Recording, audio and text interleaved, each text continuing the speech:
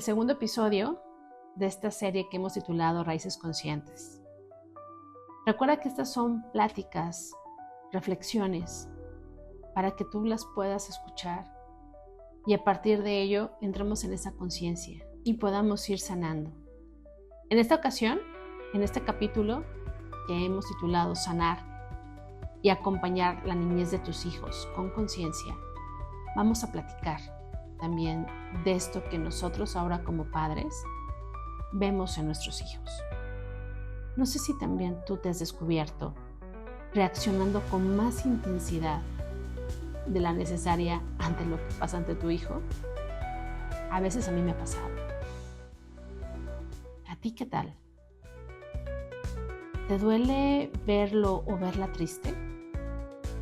Pero sin saber si lo que te duele es por él o por ella, o más bien te duele por lo que está despertando en ti. A mí también me ha pasado. Hoy vamos a hablar de cómo acompañar a nuestros hijos. Haremos esas reflexiones, como te decía, sobre sus heridas, sin que nosotros revivamos las nuestras. Porque recuerda, nuestros hijos no vinieron a complementarnos, ni tampoco vinieron a sanarnos. Ellos vinieron a ser. Así que si te parece, comencemos.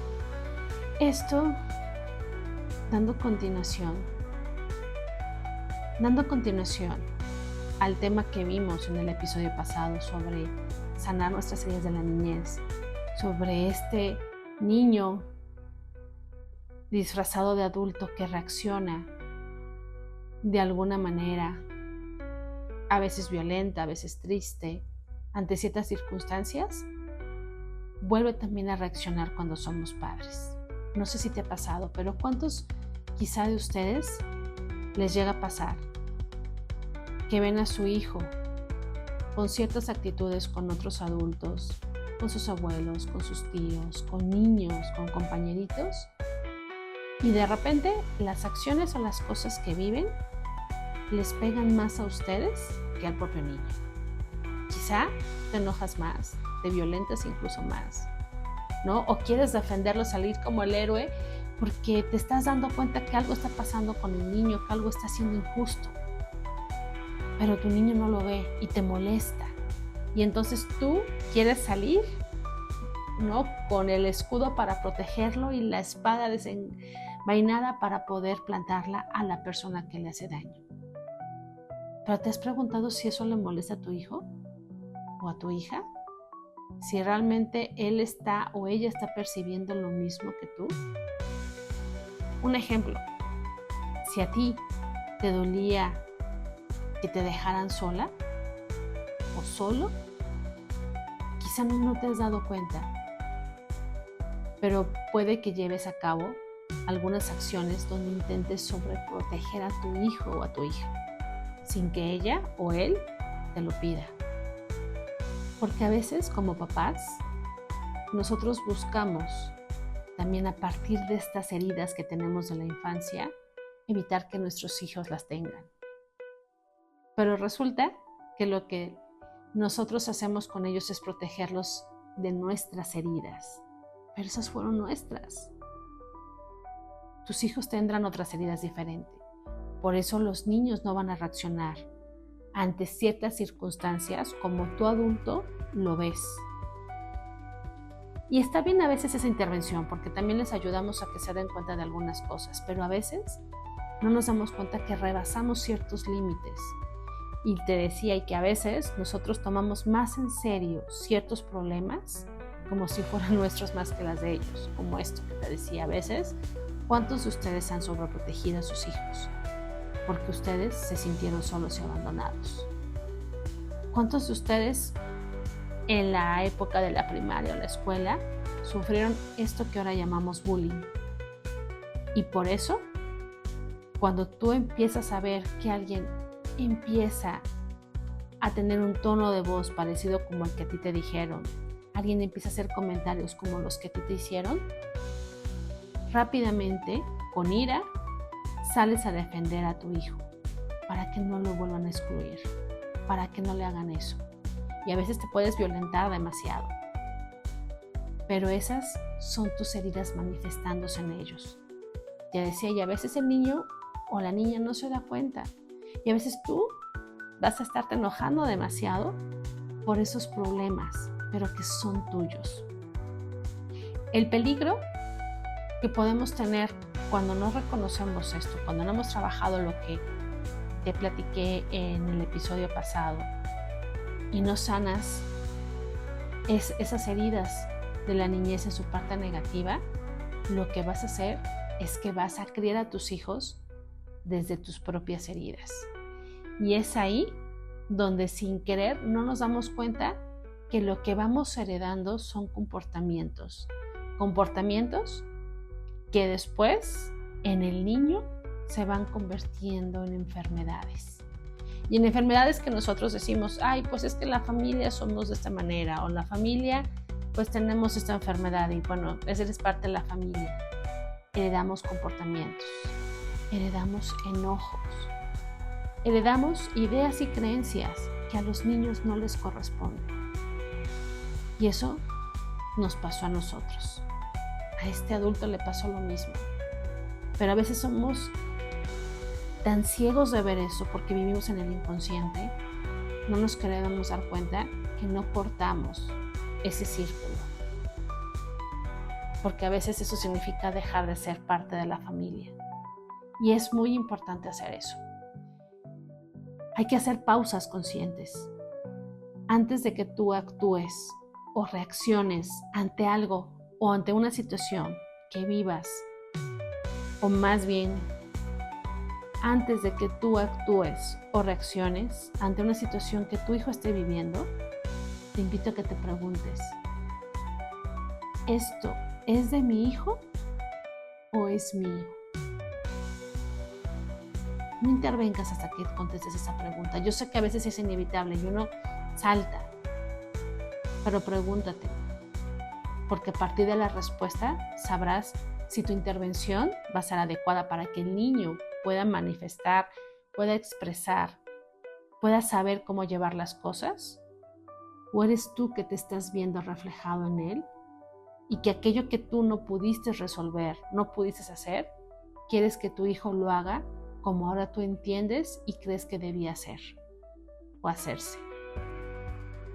Observa sin juicio. Mira el comportamiento como un lenguaje emocional. Ve cómo se comporta él, ve cómo te comportas tú. Muchas veces esto de ver papás que son bravucones y que les demuestran y que tienen que enseñarles a sus hijos que ellos son Juan Camaney, ¿no? Como decimos en México, y que todo lo pueden, es quizá porque ese adulto que está enseñando a su hijo a ser Juan Camaney, ¿no? A que vean que tengo poder, que tengo dinero, es porque ese adulto en su niño tuvo carencias. Y entonces, quizá en su niñez sufrió muchas burlas, ¿no? Sufrió exclusiones, y entonces ahora en adulto, ahora que puede, quiere demostrarle a todos aquellos que lo humillaron que él ya puede. Pero entonces como yo lo viví, pues yo le quiero regalar el pase gratis a mi hijo o a mi hija para que no viva lo mismo. Y entonces voy a enseñar a crear niños prepotentes. Niños que, sin ser humillados, empiecen a humillar. Porque va a ser la gran lección que yo le voy a dar. Entonces, por eso, observa el lenguaje emocional. Primero el tuyo y ve cómo lo replica tu hijo. Porque recuerda que los niños van a buscar hacer esas réplicas no tanto porque tú se las estés enseñando, sino porque los niños observan. Y hay una educación que es verbal y otra educación que no es verbal, que es simplemente a partir de escucharte. O sea, no es lo que tú vayas queriéndole decir, sino es lo que ellos van observando.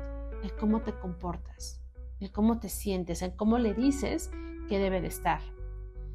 Entonces, en esa observación también no te veas tú reflejado como que esto es un reto personal. También aprende a validar sin minimizar ni sobredimensionar las cosas. Te llegó seguramente a pasar que en algún momento de tu vida te decían que no tenías que llorar, ¿no? Porque si somos más o menos de la generación y de generaciones arriba, las emociones estaban prohibidas para nosotros. Si llorabas, tenías que llorar por alguna razón. Si reías, ríe, pero tampoco exageres porque te vas a ver mal. Todo tenía que ser muy controlado, en la mayoría de los casos. Como siempre, va a haber excepciones. Pero si yo fui un niño al cual le invalidaron las emociones, tengo de dos: o yo también voy a invalidar o voy a sobredimensionar. Y entonces puedo criar hijos que sean completamente berrinchudos, que no sepan de reglas. ¿Por qué? Porque voy a tener la falsa idea de que como a mí me limitaron eso, pues ahora yo te voy a dejar que hagas todo. O puede pasar todo lo contrario, como yo aprendí a vivir así y como familia me enseñaron que eso debemos de hacer, entonces pues yo también aprendo y minimizo. Es ahí donde entra también la observación, sin juicio. Solamente valida y deja que si tu hijo quiere llorar, llore. Dale un tiempo también para que no lo sobredimensiones. Pon reglas, escúchalo, habla con él. Y ahí quizás sí puedes hacer cosas que quizá contigo no lo hicieron, como el decir: te entiendo, aquí estoy para ti. ¿Eso sientes? Tiene sentido. Versus a que tú le digas: no es para tanto. Hay que aprender a escuchar. Quizá eso es lo que en otras generaciones no se acostumbraba, no era parte de la cultura. Pero creo que como lección, a partir de escuchar a tus padres, a tus abuelos, bisabuelos si los conociste, lo que faltó y el por qué heredamos también estas heridas y por qué vivimos con esas heridas y las seguimos proyectando con los hijos, es porque no aprendemos ni a ver ni a escuchar. Y a veces también nos pasa y le damos a entender al niño que lo tiene que pasar. ¿Por qué? Porque eso me pasó a mí también. Y ni modo, es parte de la vida. Sí, hay cosas que son parte de la vida y hay lecciones que va a tener el que vivir. Pero no se las heredes. Deja que pase en su momento. Y que cuando estés tú a su lado, simplemente acompáñalos. De algunas herramientas para este acompañamiento consciente, está por eso una de las más importantes que te quiero recomendar, es la presencia total. Es estar sin necesidad de resolverle la vida. Está ahí y observa qué hace él. Y solamente interviene cuando tú veas que sea necesario o el niño no sepa qué hacer y que casi te lo pida. Pero mientras no, intenta sostenerlo. Sea un espejo emocional, neutro. Es decir, refleja lo que el niño siente sin cargarlo de tu interpretación. Quita toda esa basura mental. Quita todos tus problemas de herida. Y como un ejercicio que te puedo recomendar de coaching que tú puedes hacer contigo mismo y con tu hijo, es ver qué parte tuya activa cuando tu hijo se pone triste, se pone enojado o está con miedo. ¿Qué parte de tu niño te está recordando? Y cómo tú reaccionas y cómo le enseñas a él que reaccione. Responde ese tipo de cosas por escrito y empieza a ser consciente de la situación. Y pregúntate si esta emoción viene del presente que estás viviendo o es parte de un pasado. Por ejemplo, si tu niño tiene mucho miedo a dormir solo o sola, pregúntate, ¿qué historia emocional hay detrás? ¿Tiene que ver contigo? Por ejemplo, las que somos mamás. ¿Qué viví yo durante el embarazo? ¿Qué pasó durante los primeros años también de lactancia? Que de alguna manera también conecto con mi hijo y entonces mi hijo tiene esto. O sea, ¿qué parte sí es de él y qué parte también yo le transmito ese miedo? ¿Se repite algo o no se repite? Es también por eso muy importante que nosotros no diagnostiquemos como padres. No heredemos también estas. Y a veces puede ser importante sí escuchar a la familia porque nos pueden orientar, sobre todo cuando somos primerizos. Pero también te invito a que te empieces a escuchar a ti mismo. a que aprendas a que tu sabiduría interna sea la que te guíe. Escucha tu cuerpo, observa su cuerpo y aprende a leer y a ver sus propias emociones. Este capítulo lo cerramos ahí. Más adelante profundizaremos en otros capítulos más, pero solamente es esta invitación a que pienses y seas consciente de esto. Recuerda que tus hijos no están aquí para llenar tus vacíos, ni para sanar tus heridas, pero sí puede ser la oportunidad perfecta para mirarte, para poder hacerte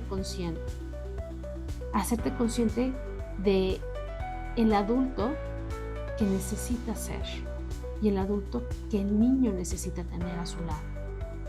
Y que también así tú le puedas y te permitas el que ellos simplemente puedan ser niños con sus propias experiencias, con sus propias vivencias. Los niños no necesitan padres perfectos, necesitan adultos presentes que no confundan sus emociones con las suyas. Aprende a ver, a escuchar. Y gracias precisamente por escucharme en este capítulo especial. Si te motivó, te tocó alguna fibra o te despertó preguntas, quédate en este espacio. Comparte este episodio con las personas que creas que también pueden ser de ayuda para poder sanar, pero sobre todo a sus hijos. Empieza esta sanación con ellos por dejar de cargarlos con algo que no les pertenece. Tu hijo no necesita, como te decía, una madre, un padre perfecto. Solo necesita que tú empieces a sanar.